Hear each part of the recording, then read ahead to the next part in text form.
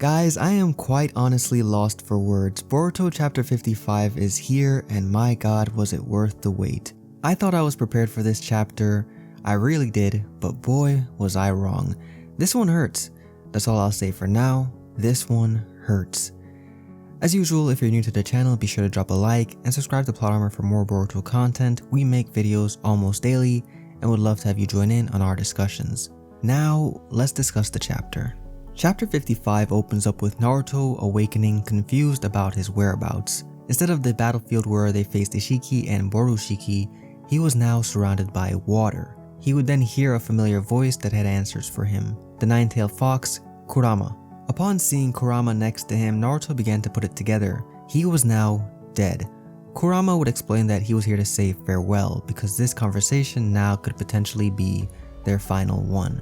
Naruto really looked down here as he began by mentioning that Kurama killed his mom and dad, which was surprising, not in a bad way, but it was unexpected and put so bluntly. Even Naruto though would recognize that this wasn't the way he wanted to go about this conversation, instead then opting to say that they've been through a lot, but all in all, he's glad that Kurama was around, ending by thanking him for that.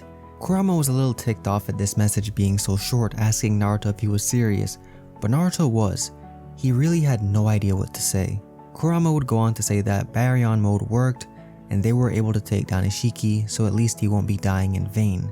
Naruto, still looking down, would now say that he still has a lot of worries about things like the village, Boruto, and Kawaki. And then the truth would slowly start to reveal itself. Kurama would reply to this in a kind of smug way, saying that those things are now none of his business. Naruto will need to take care of that on his own.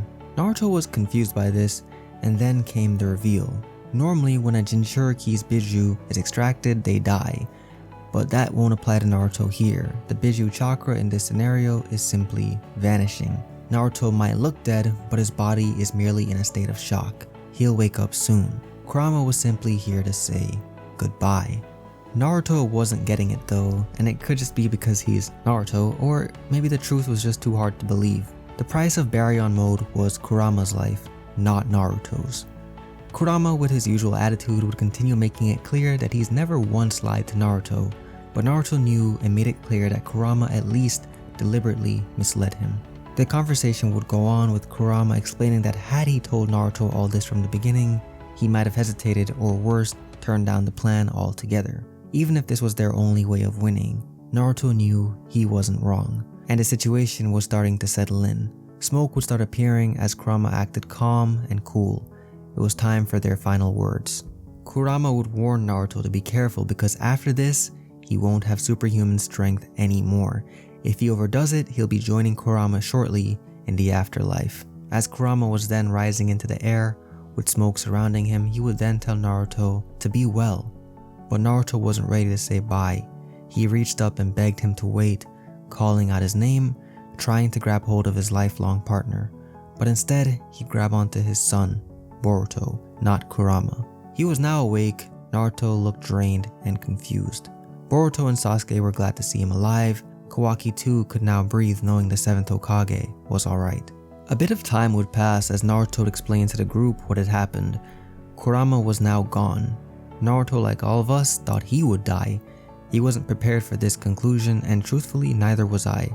Kawaki would interject here and ask if they could talk about all this after getting back to the leaf, at which point Sasuke would ask Boruto if he could handle it. Sasuke was referring to using the karma because now that his Rinnegan can't be used, he was unable to do it himself. Finally, some acknowledgement on that front. Boruto would in horror remember what he did to Sasuke while possessed by Momoshiki. Sasuke would keep his cool and remind Boruto that it's not his fault, he's simply stating a fact, and he's glad they've all made it out alive despite being prepared to die in that battle. Boruto was touched hearing this, but Kawaki would keep them on track. There was no way out of here, so they needed Boruto to just use the karma. However, Boruto, unlike Kawaki at this point, is not great at it, so he needed a moment to prepare. The chapter then gives us an update on Code, who we find resting by the 10-tailed beast, really showing how relaxed Code is. Man was sleeping on guard duty. We then get a look at something interesting though, a white karma on his hand. He let out some frustrations about Kawaki being chosen for a vessel, yet being unhappy about it. We'd hear that Code does not have a real karma, but instead he has a dud, a white karma. This white karma would then let out a smoke. To the surprise of Code, and I guess everyone, it was Isshiki. Now in front of Code, he referred to him as his most loyal, beloved servant. Code was just shocked by this. With all of Isshiki's vessels now gone, ironically his soul made its way to Code, the one who was unable to become a proper vessel. Code would now be caught up on the fact that Amado betrayed them and the failed attempt to use Kawaki as a vessel. Despite the karma leaving Kawaki though, Code's karma has remained, the non-vessel white karma. According to Isshiki, that is his legacy dwelling inside Code as pure power, adding that Code shall inherit the Otsutsuki will in addition to the karma. Isshiki knew he only had a few moments left before his soul disappeared, but he had to make the most of it because the clan is basically too good to fail in a way like this. Code would ask what he needs to do and be told. Feed either Kawaki or Boruto to the 10 tails to create a divine tree, then procure the fruit, the chakra which contains the planet's life, a record of everything, even Ishiki's existence on it. Code will eat it and upgrade himself to become a new Otsutsuki. A reminder that these people don't die, they simply are reborn over and over again, so Code now has the chance to become a new being. He now has a chance to exist as a new Otsutsuki instead of being a vessel for a previous one. Basically, Code got a W. He gets the power but can basically stay as himself. Everyone has been saying this part has pure Samurai 8 vibes, but let me know what you think. Code would be told to go devour planet after planet across space and evolve until he becomes a god. And the image of this god is just wow. Honestly, lost for words just looking at it. I don't really even know what to say about it. But hey, let me know what you guys think. Code was processing all of this, and as a worshipper of the Otsutsuki, Isshiki was like his god. So this was a lot to take in. Before going on the path written for him, Code needed to know something though, the names of those who destroyed Isshiki, saying this as his white karma activated. We then go back to Boruto struggling to use his karma, asking Sasuke how space-time ninjutsu works. They were essentially relying on a fluke to get out of here. That's how bad the situation was. Kawaki looked bored before then trying to give Boruto tips, but he also pointed out something that appears to be true. Boruto is afraid of Momoshiki waking up again. However, even he knows he can't guarantee it never happens again. Kawaki would then begin explaining that his karma is gone for good, not thanks to his own efforts but the help of those around him, adding that it'll be the same for Boruto, and then promising that he'll get rid of Boruto's karma somehow. Kawaki would go on about how he hates the karma and wants to put an end to all of them thanks to how he suffered because of it, and Boruto would of course agree. Before they could get to work though, they had to get back to the village, but Boruto still did not know how to make the jutsu work. Kawaki would now snap a little, telling Boruto to just stop freaking out and do it. This moment would allow the jutsu to trigger, and in that one moment, Sasuke would grab Naruto and jump through the portal with the others. Back in the Leaf, Shikamaru and the others were still worrying, but Amado was deep in thought. He was somewhere else. Shikamaru would then get the news that the group made it back to the Leaf. Amado was of course worried about Kawaki, but he learned that Kawaki too made it back.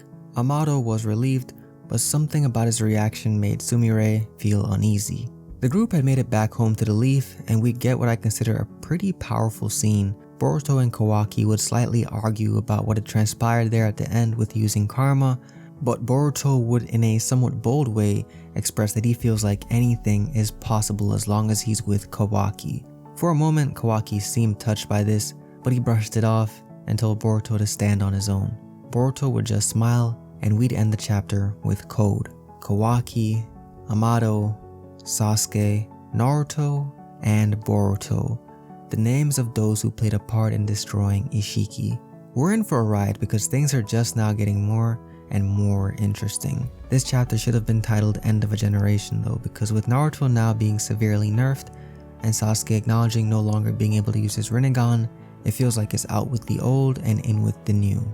Naruto won't be trash because let's not forget he bodied pain without Jinchuriki abilities a long time ago, and Sasuke still has a Rinnegan, but hey, they won't be the way we've known them for a while now. More importantly, RIP to Kurama. I believe he'll be back one day due to Tailed Beast never truly dying but instead reappearing in nature at a later point. But man, this hurts nonetheless.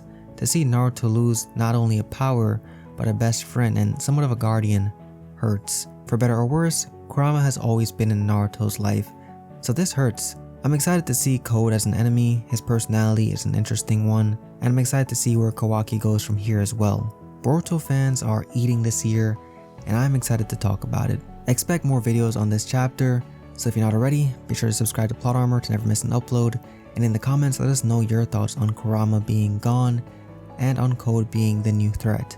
Lastly, to further support the channel, check out our Patreon link in the description below. Until next time, keep that plot armor on you. I'm KJ, have a great day, goodbye.